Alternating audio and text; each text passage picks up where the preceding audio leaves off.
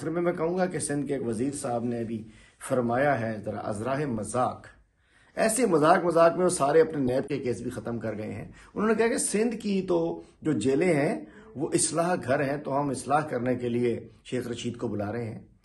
तो काश अगर सिंध की जेलें इस्लाह घर हैं तो फिर तो इस्लाह के लिए पूरी कैबिनेट को, बमा आपके चेयरमैन के पूरी टीम को आपके इस्लाह के लिए चले जाना चाहिए, क्योंकि सिंध को आपने बर्बाद कर दिया है, सिंध को आपने लूट लिया है। पुरानी बात तो छोड़िए, मोटरवे करप्शन और वो डाके के पैसे भी आपके अपने लोगों के घरों से मिल रहे हैं, आपके अपने अहम अहदेदारों के घरों से मिल रहे हैं। तो इस्लाह की जरूरत जितनी आपकी क़यादत को है, शाह साहब ने अभी बयान दिया है कि जेलें, तो आप जेलें वाकईतन अगर इस्लाह घर हैं तो आपकी इंशाल्लाह इस्लाह होकर रहेगी। हम तो तैयार हैं, हम लोग तो तहरीक में, हम तो इनकलाब के लिए हैं, हम तो जाते रहें आते रहें, दोबारा डाल दीजिए, लेकिन अपनी इस्लाह के लिए अगर आप तैयार हैं तो इंशाल्लाह ठीक से इस्लाह करेंगे। आपकी वक्त आने वाला, इनकलाब आने वाला है, वक्त आने वाला, आप सबकी इस्लाह करेंगे इंशाल्लाह, ठीक ठाक तरीके से करेंगे।